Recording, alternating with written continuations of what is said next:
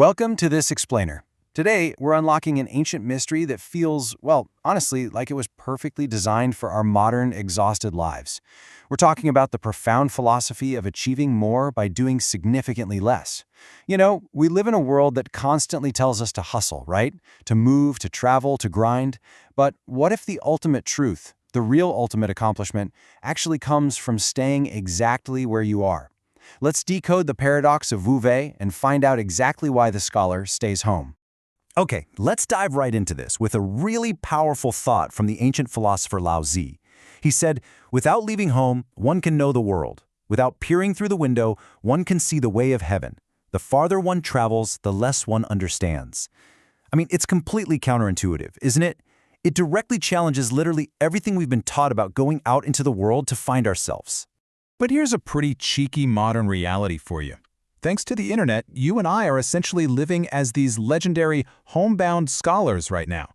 The ancients used to say that a scholar might not ever leave his home, yet he knows the affairs of the entire world. Well, looking at our daily lives today, that ancient proverb has basically become our literal reality. Section 1. The Modern Scholar's Screen. So, before we can truly grasp Lao Tzu's deep spiritual paradox, we've got to acknowledge our current technological reality. Just think about it for a second. Without ever leaving your living room, you can know exactly what's happening across the globe. You can watch incredible films, listen to live concerts, complete complex financial transactions, send instant messages, and read from vast digital libraries. We don't even have to step outside to marvel at the world's beauty or interact with others. We're constantly plugged into this hyper-connected, incredibly fast-paced stream of endless information. We absolutely have the knowing part down, but let's be honest, it usually leaves us feeling incredibly drained. Section 2. The Great Travel Paradox. And this brilliantly illustrates a massive philosophical conflict. On one side, we have the conventional wisdom for the average person, which says read 10,000 books and travel thousands of miles. We're constantly told that outward movement and endless consumption of experiences are the absolute keys to understanding. But then, on the flip side, we have the wisdom of the sage. The farther one travels, the less one understands. Lao Tzu is basically warning us that the farther we rush outward, desperately chasing experiences and collecting passport stamps, the less we actually grasp the fundamental truths of life.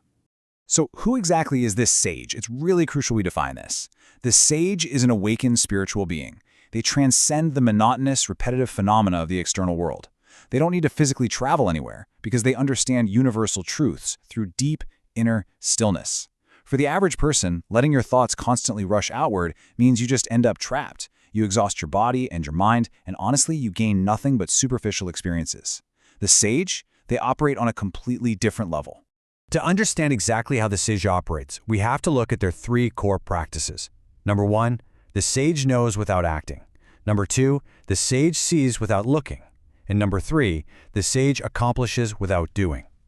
Let's use these three paradoxes as our roadmap to navigate the rest of this explainer. Section 3. Knowing without acting.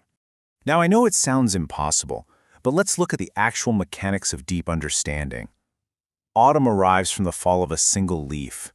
If you've awakened your spiritual awareness, you don't need a calendar, a weather report, or a trip to a deciduous forest to know the seasons are shifting. You literally just need to observe one single falling leaf. Spiritual awareness requires very, very little external input to grasp massive universal truths. By just getting one core concept, the sage can effortlessly infer 1,000 others. Let's move on and see how this builds across the natural world. Step 1, an apple ripens and it inevitably falls. Step 2, water naturally, effortlessly flows downhill. Step 3, without any cultivation, human desires predictably emerge. When we're full and warm, certain desires arise. When we're hungry, well, thoughts of survival just take over. Step 4, the seasons inevitably change. The sage knows these things inherently. They don't need to personally verify every single phenomenon out there because they already understand the underlying laws of nature. The average person has to run around constantly striving and acting to learn. The sage, they simply understand the pattern. Section 4. Seeing without looking. This requires a calm, highly focused energy to truly comprehend. Just consider this striking paradox. I see more clearly when I close my eyes. When we keep our eyes wide open, darting around all over the place, we are so easily distracted. But when we close our eyes, the noise fades away, and the actual truth comes into focus. You see, what we physically look at is often incredibly deceptive. Looking superficially only leads to confusion. Visual deception means that what appears to us as solid form is actually emptiness. It's fleeting. It's totally temporary. On the flip side, the unchanging essence dictates that what we cannot see, that fundamental emptiness, is actually the true enduring form. Imagine the human experience from birth to death, right? The clothing changes, the technology changes, the scenery changes, but the unchanging essence of the human journey, that remains exactly the same. Because the sage understands this unchanging essence, the truth becomes literally impossible to hide from them. I absolutely love the wry humor of this ancient saying.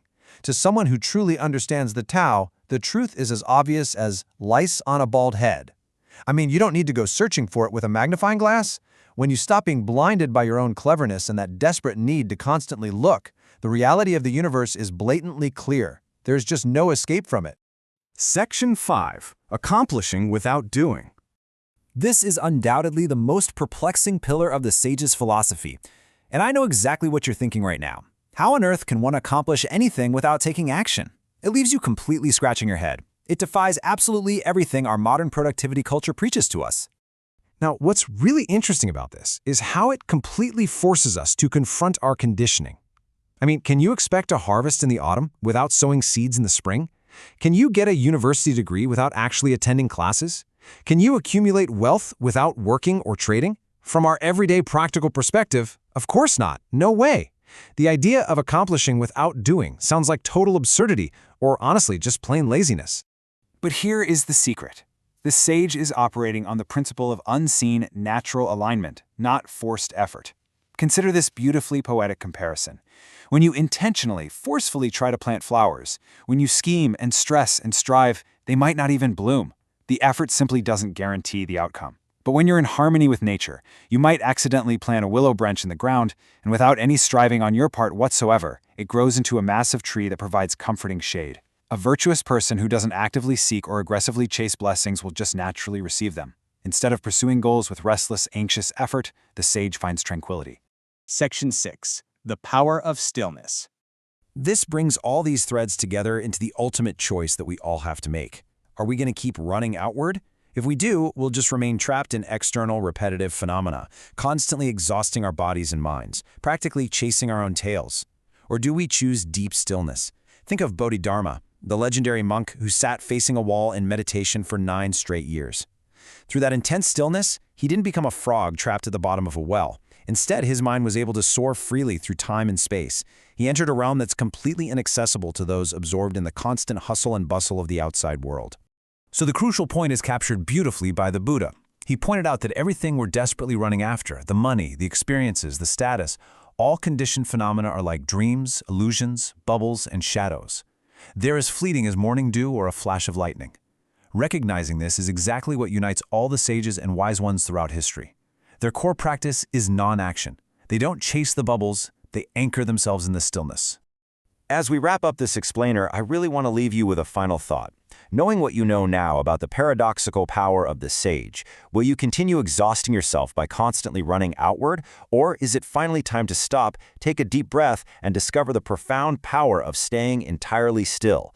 The universe might just open up to you without you ever having to leave your room. Thanks so much for exploring this with me today.